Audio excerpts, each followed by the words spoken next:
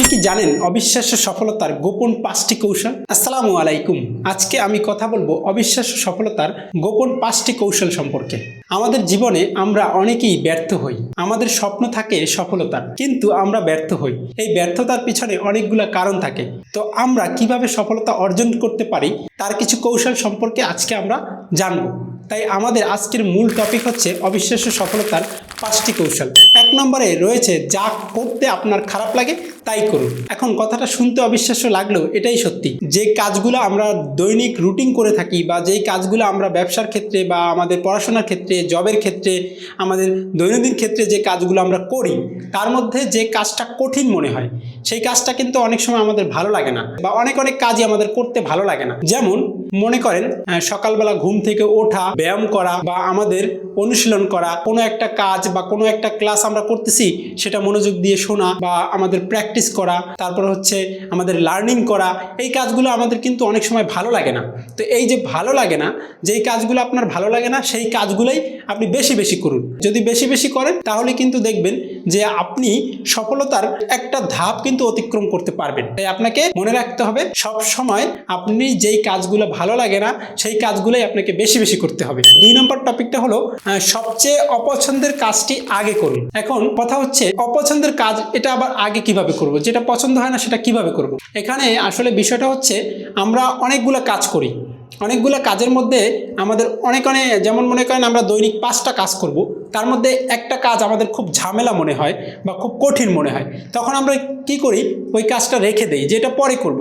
তো এই যে পরে করব তখন আর পরে করা হয় না। তো এই জন্য আমাদের কি করতে হবে, সর্বপ্রথম আমাদের সেই কঠিন কাজটা বা যেই কাজটা আমাদের করতে ভালো লাগে না সেটাই আমাদের আগে করতে হবে। কারণ এই ঝামেলাপূর্ণ কঠিন কাজটা যদি আপনি দিনের শুরুতে করতে পারেন তাহলে কিন্তু আপনার সারা দিনটাই ভালো যাবে এবং পরবর্তী কাজগুলো সহজ হবে। কারণ কি, কারণ হচ্ছে যখন আমরা সকালে কোনো কাজ শুরু করি, সকালে আমাদের মাইন্ডটা ফ্রেশ থাকে এবং আমাদের মনটা ফ্রেশ থাকে এবং যে কোনো কাজ আমরা সহজে আমাদের মাথার ব্রেনের মধ্যে, আমাদের সাবকনসিয়াস মাইন্ডে আমরা সেটাকে সহজে ইনস্টল করতে পারি। এই জন্য আমাদের যেটা করতে হবে, আমাদের অপছন্দের কাজ, যেটা আমাদের ভালো লাগে না, যেই কাজটা করতে ভালো লাগে না সেটাই সবার আগে করতে হবে। 3 নম্বরে যে টপিকটা নিয়ে কথা বলবো সেটা হলো প্রতিদিন কাজ করুন। এখন এটা অবিশ্বাস্য লাগলেও এটাই বাস্তব। কারণ আপনি যদি কোনোদিন কাজ বন্ধ করে দেন, মানে দেখা যাচ্ছে আমাদের সাপ্তাহিক 7 দিন কাজ করি, এর মধ্যে শুক্রবার দিন আমাদের বন্ধ থাকে। এখন বলতে পারেন শুক্রবার দিনকে আমরা বিশ্রাম নিব অথবা বন্ধু বান্ধব বা পরিবারের সাথে আমরা একটু ঘুরবো, সময় কাটাবো। আসলে সবই করবেন, ঠিক আছে, বাট শুক্রবার দিন ছুটির দিন হলেও এই দিনটা অন্তত আপনি আধা ঘন্টা বা 1 ঘন্টা কাজ করুন, আপনার ক্যারিয়ারের জন্য কাজ করুন। কারণ আপনি যদি কাজ না করেন তাহলে দেখবেন পরের দিন অর্থাৎ শনিবার দিন আপনার কাজে আলসেমি লাগবে, কাজে বোরিং লাগবে, কাজ করতে মন চাইবে না, অলসতা লাগবে। এই যে আপনার ছুটির দিনটা কাটালেন এটার কারণে কিন্তু এই প্রবলেমগুলো হয়। তো আপনি যদি শুক্রবার দিন আপনার আধা ঘন্টা বা 1 ঘন্টা ক্যারিয়ারের জন্য মনোযোগ দিয়ে কাজ করেন তাহলে ওই কাজটাই কিন্তু পরের দিনগুলো আপনাকে অনেক শক্তি যোগাবে এবং আপনার কাজের স্পিরিট বাড়াবে। 4 নম্বরে যে টপিকটা রয়েছে সেটা হচ্ছে ব্যর্থতা প্রত্যাখ্যান ও সমালোচনা গ্রহণ করুন। এখন বিষয়টা হচ্ছে আমরা অনেকেই অনেক কাজ করি, বাট আমাদের এই কাজ করতে গেলে আমরা ব্যর্থ হই, কিন্তু ব্যর্থ হলে ভেঙে পড়া যাবে না। আবার অনেকে আমাদের সমালোচনা করে, আমরা ভালো করি খারাপ করি যেটাই করি না কেন সেটা মানুষ সমালোচনা করে। তো এই সমালোচনা করে, আবার কেউ বা আমাদের প্রত্যাখ্যান করে। তো এর কারণ কি? এর কারণ হচ্ছে অনেকে আমাদের ভালো দেখতে পারে না, বা আমরা ভালো কাজ করতে গেলেও দেখা যাচ্ছে আমাদের উৎসাহ দেয় না, বরঞ্চ আমাদের প্রত্যাখ্যান করে, আমাদের বিষয়ে বিভিন্ন সমালোচনা করে। তো এইগুলা হচ্ছে কিছু মানুষের কাজ।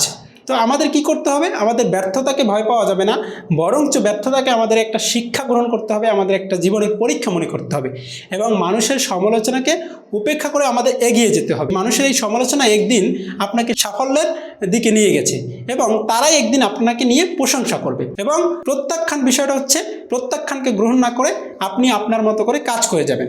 দেখবেন পৃথিবীতে কিন্তু সবারই বিষয়ে সমালোচনা হয়।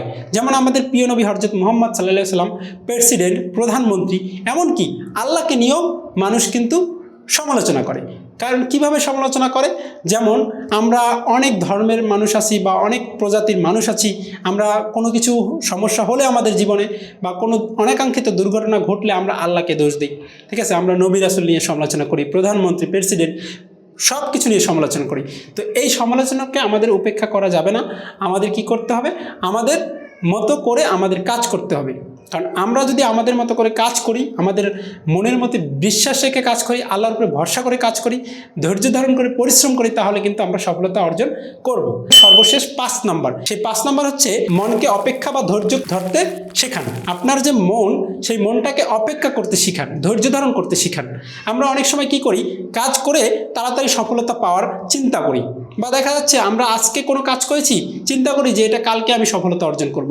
এরকম করা যাবে না। কারণ আপনি যে কাজটা করতেছেন সেটা মনে রাখবেন, একটা ভালো কাজ যখন করবেন সেটাতে একটু সময় লাগবে। কারণ ভালো কিছু পেতে হলে আপনাকে ধৈর্য ধারণ করতে হবে এবং পরিশ্রম করতে হবে এবং অপেক্ষা করতে হবে। কারণ ভালো ফল সবসময় ধৈর্যের কারণেই হয়ে থাকে। কারণ দেখা যাচ্ছে আবার অনেকে আমরা কি করি? চাকরি করি, প্রমোশন পাই, ঠিক আছে, বা আমরা অনেক কাজ করি, তাড়াতাড়ি ফলাফল পেয়ে যাই, কিন্তু আমাদের ক্যারিয়ারে কিন্তু আমরা অনেক সময় 6 মাস 1 বছর পরেও কিন্তু সফলতা পাই না। এর জন্য আমাদের কঠোর পরিশ্রম করতে হবে এবং পাশাপাশি আমাদের ধৈর্য ধারণ করতে হবে এবং অপেক্ষা করতে হবে এবং আল্লাহর উপরে বিশ্বাস রাখতে হবে।